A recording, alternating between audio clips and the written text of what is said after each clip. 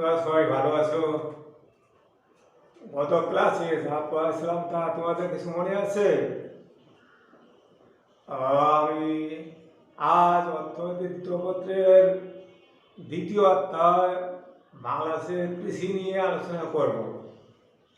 তোমরা জানো বাংলাদেশ দক্ষিণ পূর্ব এশিয়ার একটি অনুন্নত কৃষি প্রধান দেশ। বাংলাদেশের শতকরা 65% লোক প্রত্যক্ষ এবং পরোক্ষভাবে কৃষিকাজ করে জীবিকা নির্বাহ করে থাকে। বাংলাদেশের জাতীয় আয়ের একটি বিরাট অংশ আছে কৃষি থেকে। কাজেই বাংলাদেশের কৃষি হলো জাতীয় অর্থনৈতিক মেরুদণ্ড। বিশেষ করে অনেক অনেক সময় আমাদের বাংলাদেশে প্রাকৃতিক দুর্যোগ, বিশেষ করে বন্যা, ঘূর্ণিঝড়, সামুদ্রিক জলোচ্ছ্বাস এবং বর্তমানে যে কোভিড-19, এই কোভিড-19-এর কারণে অনেক দেশে খাদ্যশস্য ঘাটতি দেখা দিচ্ছে।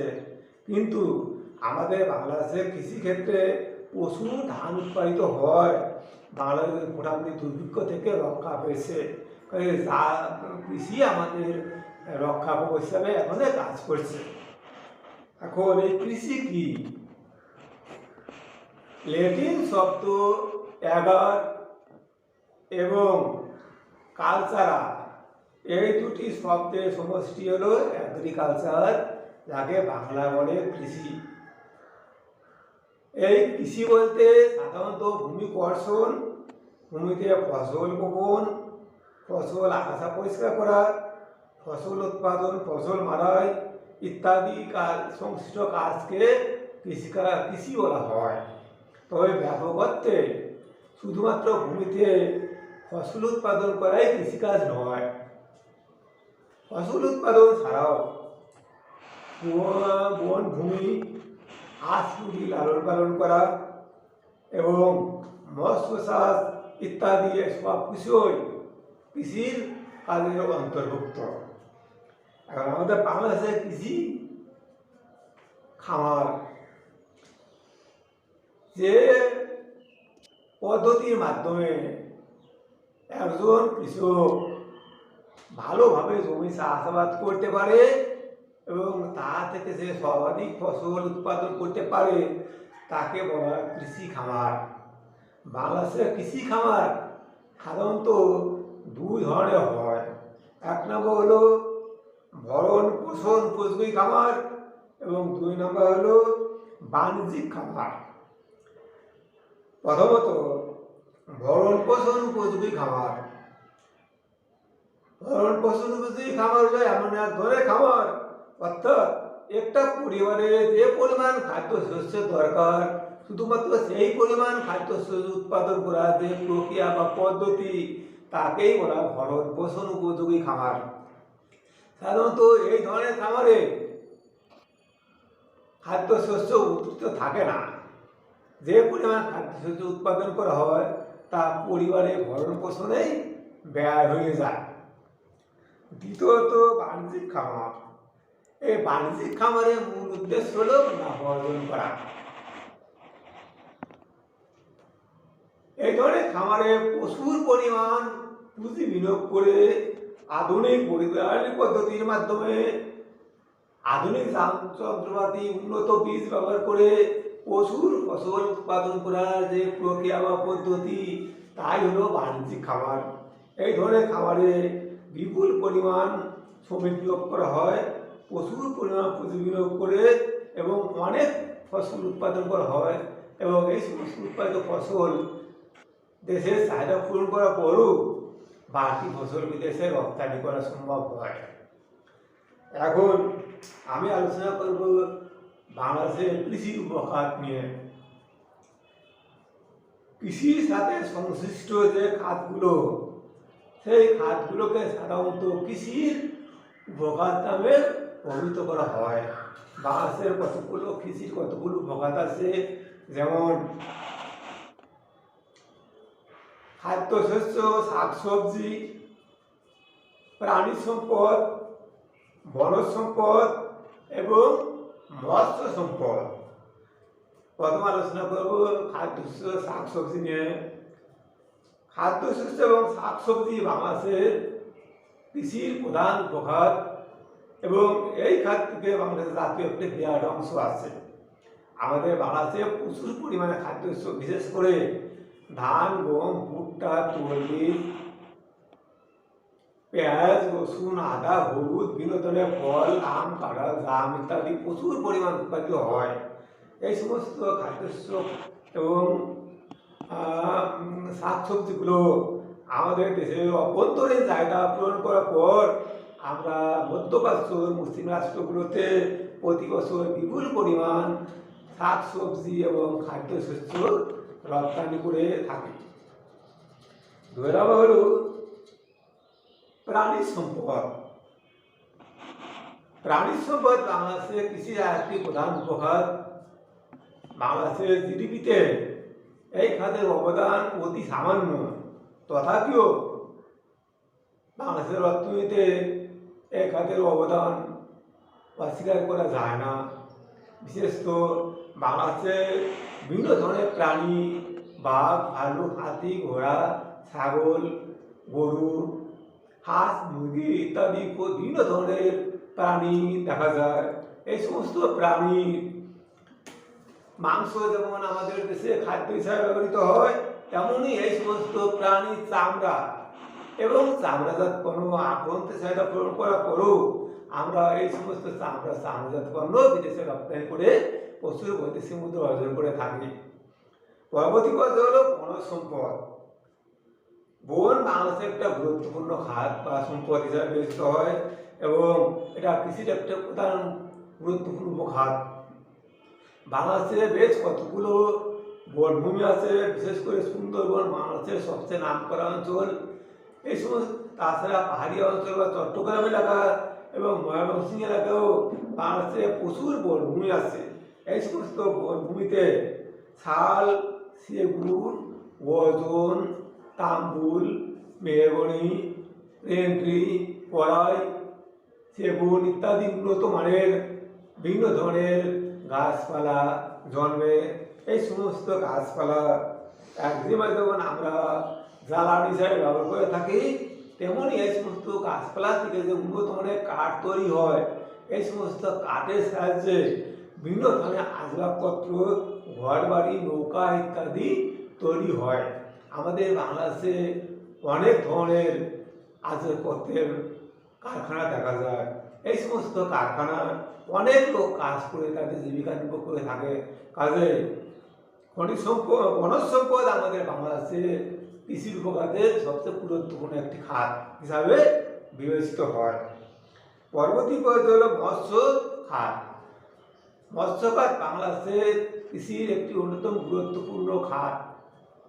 আমাদের বাংলাদেশে অনেক নদী, খাল, বিল, হাওর, নদী, নালা রয়েছে। এই সমস্ত খাল, বিল, নদী, নালা, হাওরে প্রচুর মাছ চাষ করা হয়। সাম্প্রতিককালে বড় বড় নদ নদী ছাড়াও ছোটখাটো পুকুর, নদী, নালাতে হাইব্রিড নামক এক প্রকার মাছ চাষ করে অনেক লোক জীবিকা নির্বাহ করে থাকে। মাছ উৎপাদনে বাংলাদেশ বিশ্বের দ্বিতীয় স্থান অধিকার করেছে।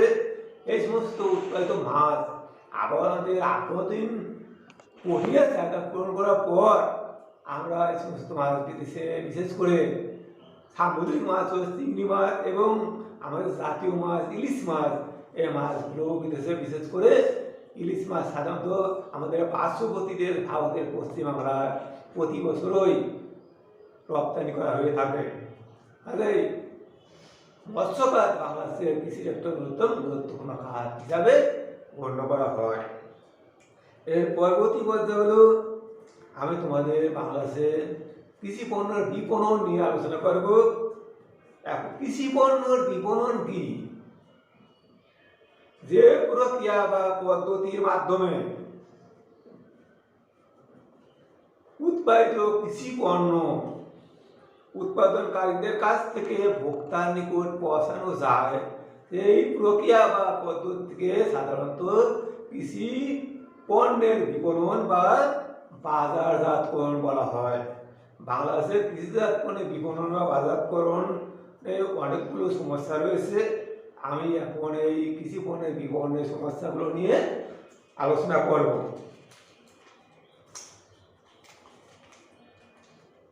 কথা হলো, বাংলাদেশ কৃষি পণ্য বিপণনের প্রথম সমস্যা সেটা হলো কৃষি পণ্য নিম্নমান শ্রেণী বিভাগ ও নমুনাকরণের অভাব।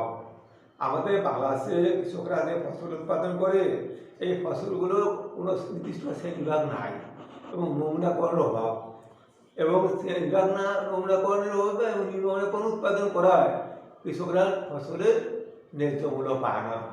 2 নম্বর হলো কৃষকের দারিদ্রতা। আমাদের বাংলাদেশের কৃষকরা অনেক গরিব, ফলে তারা উন্নত মানের বীজ সার প্রয়োগ করে বেশি ভালো ফসল উৎপাদন করতে পারে না। এটাও বাংলাদেশের কৃষি পণ্যের একটা প্রধান সমস্যা। 3 নম্বর মধ্যস্বত্বভোগীদের দৌরাত্ম্য আর শোষণ। সাধারণত আমাদের বাংলাদেশে দেখা যায় যে কৃষকরা গরিব হওয়ার জন্য দালাল, কোরিয়ার, ব্যাপারী, আড়তদার প্রভৃতি এই সমস্ত মধ্যস্বত্বভোগীরা কৃষকদেরকে কিছু টাকা দিয়ে তাদের জমি ফসল কিনে নেয় কম দামে, ফলে কৃষকরা তাদের ফসলের ন্যায্য মূল্য থেকে বঞ্চিত হয়। উন্নত পরিবহন যোগাযোগ ব্যবস্থা। বাংলাদেশে পরিবহন যোগাযোগ ব্যবস্থা তেমন উন্নত নয়। বাংলাদেশের গ্রাম অঞ্চলে পরিবহন যোগাযোগ ব্যবস্থা খুবই অনুন্নত। এই জন্য গ্রাম অঞ্চলের কৃষি উৎপাদিত ফসল শহর অঞ্চলে পৌঁছানো সম্ভব হয় না। বিভিন্ন বাজারে কৃষি পণ্যের বিভিন্ন দাম। আমাদের বাংলাদেশে কৃষি পণ্য বাজারগুলো বিভিন্ন অঞ্চলে বিক্ষিপ্তভাবে ছড়িয়ে আছে, ফলে এক এক বাজারে পণ্যের এক এক রকম দামের সৃষ্টি হয়। অর্থাৎ পণ্যের যোগান ও সাপ্লাইয়ের উপর ভিত্তি করে পণ্যের দাম নির্ধারিত হয়। যে সমস্ত অঞ্চলে পণ্যের যোগান কম সেখানে সাধারণত পণ্যের দাম বেশি হয়, আবার যে সমস্ত অঞ্চলে পণ্যের সাপ্লাই বেশি হয় সেখানে আবার পণ্যের দাম কিছুটা কম হয়। গুদামজাতকরণ ও সংরক্ষণের অভাব। আমাদের বাংলাদেশে কৃষি উৎপাদিত ফসল সংরক্ষণ বা গুদামজাতকরণের যথেষ্ট অভাব রয়েছে, ফলে কৃষকরা ফসল উৎপাদন করার পরই কম দামে এই সমস্ত ফসল বিক্রি করতে বাধ্য হয়। অনিয়ন্ত্রিত অসংগঠিত বাজার। আমাদের বাংলাদেশে কৃষি পণ্যের যে সমস্ত বাজার রয়েছে এই সমস্ত বাজারগুলো অনিয়ন্ত্রিত, অর্থাৎ এই বাজারগুলো নিয়ন্ত্রণের জন্য কোনো দক্ষ সংগঠক নেই। এই অদক্ষ সংগঠক থাকার জন্য এবং অনিয়ন্ত্রিত বাজার হওয়ার জন্য সাধারণত সবসময় কৃষকরা ফসলের ন্যায্য মূল্য পায় না এবং এর ফলে তারা বঞ্চিত হয় ন্যায্য মূল্য থেকে। প্রতিযোগিতার অভাব। প্রতিযোগিতা বা কম্পিটিশন একটা গুরুত্বপূর্ণ বিষয়। কৃষকরা যদি প্রতিযোগিতার মাধ্যমে ফসল উৎপাদন করে তাহলে অনেক উন্নত মানের ফসল উৎপাদন করতে সক্ষম হয়। এর ফলে তারা পণ্যের ভালো দাম পাইতে পারে। যেহেতু আমাদের বাংলাদেশের প্রতিযোগিতার মাধ্যমে কোনো কৃষিকাজ হয় না, এই জন্য তারা উন্নত মানের পণ্য উৎপাদনে তেমন আগ্রহীও হয় না। বাজার তথ্যাদির অভাব। আমাদের বাংলাদেশের কৃষি পণ্য বিপণনের একটা প্রধান সমস্যা হলো বাজার সংক্রান্ত ব্যাপারে প্রয়োজনীয় তথ্যের অভাব। আমাদের কৃষকরা বেশিরভাগই অশিক্ষিত নিরক্ষর, ফলে কোন বাজারে কোনো পণ্যের কীরকম দাম, কোনো বাজারে কোনো পণ্যের যোগান বা সাপ্লাই কীরূপ এই সংক্রান্ত ব্যাপারে তাদের কোনো ধারণা থাকে না। এর ফলে তারা ফসলের ন্যায্য মূল্য থেকে বঞ্চিত হয়। দামের অনমনীয়তা বা অস্থিতিশীলতা। সাধারণত দেখা যায় যে আমাদের বাংলাদেশের কৃষি পণ্যের বাজারগুলো দাম সব ক্ষেত্রে স্থিতিশীল নয় বা নমনীয় নয়। এক এক জায়গায় এক এক ধরনের দামের ঘটে। এই দাম সবসময় উঠানামা করার জন্য কৃষকরা সবসময় ফসলের ন্যায্য মূল্য থেকে বঞ্চিত হয়। এখন এই কৃষি পণ্য বিপণনের সমস্যাগুলো নিয়ে আলোচনা করলাম। আমরা কিভাবে এই সমস্যাগুলো থেকে উদ্ধার পেতে পারি বা কীভাবে এই সমস্যার সমাধান করতে পারি এই বিষয় নিয়ে আমি একটু আলোচনা করব। প্রথমত উন্নত মানের কৃষি পণ্য উৎপাদনের ব্যবস্থা করা। আমাদের বাংলাদেশে কৃষকরা যে ফসল উৎপাদন করে এই ফসলের মান যদি উন্নত হয় এবং গুণাগুণ দিতে ভালো হয় তাহলে অবশ্যই কৃষকরা ফসলের ন্যায্য মূল্য পাইতে বাধ্য হয়। 2 নম্বর হলো পণ্য শ্রেণী বিভাগ উন্নয়ন। আমাদের বাংলাদেশে কৃষকরা যে পণ্য উৎপাদন করে প্রতিটা পণ্যের গুণাগুণ অনুসারে শ্রেণীবিভাগ করতে হবে এবং পণ্যের নমুনাকরণ ট্রেডমার্ক লেভেল ব্যবহার করে পণ্য ভালো মন্দ শ্রেণীবিভাগ ভাগ করতে হবে, তাহলে কৃষকরা ফসলের ন্যায্য মূল্য পাবে। যাতায়াত পরিবহন ব্যবস্থা উন্নত। আমাদের বাংলাদেশে গ্রাম অঞ্চলে যাতায়াত পরিবহন ব্যবস্থা উন্নত থাকার কারণে গ্রাম অঞ্চলের উৎপাদিত ফসল শহর অঞ্চলে যথাসময়ে পাঠানো সম্ভব হয় না দেখে কৃষকরা সাধারণত ফসলের ন্যায্য মূল্য পায় না। এখন যদি বাংলাদেশ সব অঞ্চলে পরিবহন ব্যবস্থা উন্নত হয়, তাহলে গ্রাম অঞ্চলে উৎপাদিত কৃষি পণ্য সহজেই শহর অঞ্চলে পাঠানো সম্ভব হয়। এর ফলে কৃষকরা তাদের ফসলের আসল বা ন্যায্য দাম পাইতে বাধ্য হয়। কৃষি পণ্য বিপণনের কৃষি ঋণের অভাব। আমাদের বাংলাদেশের কৃষকরা অত্যন্ত গরিব, ফলে কৃষিকাজ করার জন্য প্রয়োজনীয় ঋণের দরকার পড়ে, কিন্তু আমাদের বাংলাদেশের কৃষকদের ঋণ দেওয়ার মধ্যে প্রয়োজনীয় সংস্থা এখনও তেমন গড়ে ওঠে নাই। যার কারণে আমাদের বাংলাদেশের গ্রাম অঞ্চলে বিভিন্ন বন্ধু বান্ধব আত্মীয় স্বজন বন্ধু বান্ধবের কাছ থেকে এবং দালাল ফরিয়াদের কাছ থেকে উচ্চ সুদের ভিত্তিতে ঋণ গ্রহণ করতে বাধ্য হয়। ফলে তারা যে ফসল বিক্রি করে অর্থ উপার্জন করে তারা বেশিরভাগই তাদের পিছনে ব্যয় হয়ে যায়। গুদামজাত পণ্য সংরক্ষণের ব্যবস্থা। আমাদের বাংলাদেশে কৃষি পণ্য উৎপাদিত হওয়ার পর উৎপাদিত ফসল বেশ কিছুদিন গুদামজাতকরণ এবং সংরক্ষণ করে গেলে কৃষকরা সাধারণত ফসলের ন্যায্য মূল্য পেতে পারে, কিন্তু গুদামজাতকরণ সংরক্ষণের ব্যবস্থা না থাকায় কৃষকরা ফসল উৎপাদনের সঙ্গে সঙ্গে তা কম দামে বিক্রি করতে বাধ্য হয়। এখন যদি আমাদের গুদামজাতকরণ সংরক্ষণ ব্যবস্থা গড়ে তোলা হয়, তাহলে এই ফসলটা কিছুদিন স্থায়ী হয় এবং কৃষকরা সকালে ফসলের ন্যায্য মূল্য পাইতে পারে।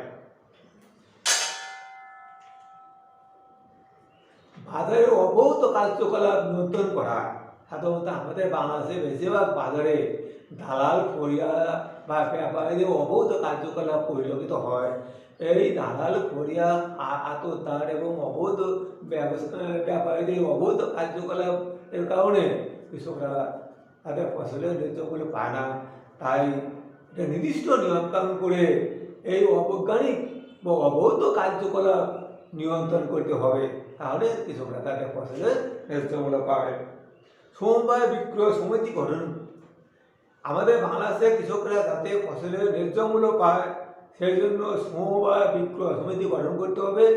এই সমবায় বিক্রয় সমিতি গঠন করা হলে সহজে সব অঞ্চলে একই দামে কৃষি পণ্য বিক্রি হবে, ফলে কৃষকরা বঞ্চিত হবে না, তারা ফসলের ন্যায্য মূল্য পাবে। বাজার সংক্রান্ত তথ্যাদির ব্যবস্থা প্রচার করা। আমাদের কৃষকরা যেহেতু অশিক্ষিত নিরক্ষর, তাই কোন বাজারে কোনো পণ্যের কী পরিমাণ চাহিদা, কোনো বাজারে কী পণ্যের বাজারে কী ধরনের দাম, এই সংক্রান্ত ব্যাপারে তারা সঠিক তথ্য জানে না। তাই সংবাদপত্র প্রচারপত্র রেডিও টেলিভিশন ইত্যাদির মাধ্যমে বাজার সংক্রান্ত ব্যাপারে যদি প্রচারণা চালানো যায়, তাহলে সহজে কৃষকরা এই সমস্ত বিষয়ে অবগত হতে পারে এবং তারা সঠিক পন্থা অবলম্বন করে সঠিক জায়গায় পণ্য বিক্রি করতে পারবে এবং এর মাধ্যমে তারা তাদের ফসলের ন্যায্য মূল্য পাবে। পরবর্তী পর্যায়ে হল শস্যর বহুমুখীকরণ। শস্যর বহুমুখীকরণ বলতে একটা নির্দিষ্ট জমিতে একাধিক ফসল উৎপাদন করার যে প্রক্রিয়া বা পদ্ধতি, তাকে বলা হয় শস্যর বহুমুখীকরণ। সাধারণত আমাদের বাংলাদেশে একটা জমিতে একাধিক ফসল উৎপাদন খুব কম হয়ে থাকে। কিছু কিছু এলাকা হলেও বেশিরভাগ অঞ্চলেই একটা জমিতে মাত্র বছরে একবার ফসল উৎপাদিত হয় আর সারা বছর জমি পতিত করে থাকে। এখন যদি একটা কৃষি জমিতে একাধিক ফসল উৎপাদন করা যায়, তাহলে সীমিত জমিতে অতিরিক্ত ফসল উৎপাদন করা সম্ভব হবে, ফলে পণ্যের যোগান বেশি হবে, দাম কমে যাবে, কৃষকরা ফসলের ন্যায্য মূল্য পাবে। যেমন আমাদের বাংলাদেশের পার্শ্ববর্তী ভারতের পশ্চিমবঙ্গে সাধারণত একটা জমিতে বছরে 3 বার করে ধান উৎপাদিত হয় এবং সেখানে সরকারিভাবে অনেক সহযোগিতা করা হয় এবং মাঠের ভিতর দিয়ে বিভিন্ন ধরনের বৈদ্যুতিক লাইনের ব্যবস্থা থাকায় এবং তারা যখন তখন পানি সেচ পানি নিষ্কাশন কম করে বিদ্যুতের সাহায্যে তারা কাজ মেশিন চালাতে পারছে। এর ফলে তাদের উৎপাদন খরচ কম হয় এবং তারা ফসলের ন্যায্যমূল্য পায়। এই জন্য তারা সারা বছর কৃষিকাজে নিয়োজিত থাকে। আর আমাদের বাংলাদেশের বিভিন্ন অঞ্চলে, যে সমস্ত অঞ্চলে বিশেষ করে কিছু কিছু এলাকা আছে, দক্ষিণ অঞ্চলে অনেক এলাকা বছরে একটা করে ফসল উৎপাদিত হয়। এই সমস্ত জমিগুলোতে বছরে যাতে একাধিক ফসল উৎপাদন করা যায় সেই ব্যবস্থা অবলম্বন করা। এই শস্য বহুমুখীকরণের ফলে আবার আমাদের কিছু উপকার আছে। কীভাবে শস্য বহুমুখীকরণ করা হলে কী সুবিধা পাওয়া যায়, আমি এখন এই সুবিধা নিয়ে আলোচনা করব। প্রথম হলো জমির উপর শক্তি বৃদ্ধি পায়। যদি শস্য বহুমুখী করা হয় তাহলে একটা জমি বছর বারবার চাষাবাদ করা, বিভিন্ন ধরনের ফসল উৎপাদন করা, জমিতে সার ব্যবহার করা হয়, এর ফলে জমির উপর শক্তি বাড়ে। দুই নম্বর হলো বিভিন্ন পণ্যের চাহিদা পূরণ করা। আমাদের বাংলাদেশে অনেক লোক সংখ্যা অনুপাতে পণ্য উৎপাদন কম এবং বিভিন্ন ধরনের পণ্যের চাহিদা হয়। এখন আমরা যদি একটা জমিতে একের পর এক বিভিন্ন ধরনের ফসল উৎপাদন করি, অর্থাৎ ধানের পর তৈল বীজ বা ধানের পর অন্য ফসল গম বা অন্যান্য জিনিস উৎপাদন করি, তাহলে বিভিন্ন পণ্যের চাহিদা পূরণ করা সম্ভব হয়। এটা শস্য বহুমুখীকরণের ফলেই সম্ভব। তিন নম্বর হলো খাদ্যশস্য উৎপাদন বৃদ্ধি। শস্যর বহুমুখীকরণ করা হলে একটা জমিতে যেহেতু একাধিক ফসল উৎপাদন করা হয়, এর ফলে খাদ্যশস্য উৎপাদন বাড়ে এবং আভ্যন্তরীণ ভোগ বৃদ্ধি পায়। খাদ্য প্রক্রিয়াকরণ শিল্পের বিকাশ। শস্য বহুমুখীকরণ করার ফলে খাদ্য প্রক্রিয়াকরণ শিল্পের বিকাশ ঘটে। ফলে নতুন নতুন জাতের পণ্যের আবিষ্কার, সংরক্ষণ ইত্যাদি বিভিন্ন ব্যবস্থা গড়ে তোলা হয়। কর্মসংস্থান সৃষ্টি। শস্যের বহুমুখীকরণ করার ফলে সারা বছর যেহেতু কৃষিকাজ হয়, এরপর অনেক লোকের কর্মসংস্থান হয়, ফলে ব্যাপক সমস্যার সমাধান হয়। উৎপাদন ঝুঁকি কমে যায়। সাধারণত শস্য বহুমুখীকরণ করার ফলে জমিতে বারবার চাষাবাদ করা হয়, এর ফলে জমি পরবর্তী একটা জমি ফসল উৎপাদন করা হয়, পরবর্তী জমিটা আর তেমন ভালো করে চাষাবাদ করা লাগে না। জমিটা যেহেতু আগেই চাষাবাদ করা আছে, ফলে উৎপাদন করতে যেটা ঝুঁকি থাকে সেই ঝুঁকিটা থাকে না, ফলে কম ঝুঁকিতেই তারা বেশি ফসল উৎপাদন করতে সক্ষম হয়। সময়ের অপচয় রোধ করা যায়। শস্যের বহুমুখীকরণের ফলে একদিকে যেমন সময় বেশি যায়, তেমনি শ্রমের যোগান কম লাগে, ফলে শ্রমিক এবং সময় দুটোই অপচয় রোধ করা যায়। এর ফলে একদিকে যেমন শ্রমিকের মজুরি বাড়ে এবং মালিকেরও সময় কম লাগে, অল্প সময়ে তারা অতিরিক্ত ফসল উৎপাদন করতে পারতেছে এবং লাভের পরিমাণ তাদের বেশি হচ্ছে। সেচ যন্ত্রপাতির সৎ ব্যবহার। শস্যের বহুমুখীকরণ করা হলে সাধারণত যে সমস্ত সেচ যন্ত্রপাতি কৃষিকাজে ব্যবহৃত হয় সেগুলো সৎ ব্যবহার করা সম্ভব হয়। যদি একাধিক ফসল একটা জমিতে উৎপাদন করা হয়, তাহলে সেচ যন্ত্রপাতিগুলো সবসময় কাজে নিয়োজিত থাকে, ফলে যন্ত্রপাতি সৎ ব্যবহার করা সম্ভব হয়। আর যদি একটা জমিতে একবার ফসল উৎপাদন করা হয়, তাহলে ওই সেচ যন্ত্রপাতি বছরে একবার ব্যবহৃত, বাকি সময় যন্ত্র নষ্ট হয়ে যায়। এর ফলে কৃষকদের আর্থিক ক্ষতির সম্মুখীন হতে হয়। কৃষির সামগ্রিক উৎপাদন বৃদ্ধি।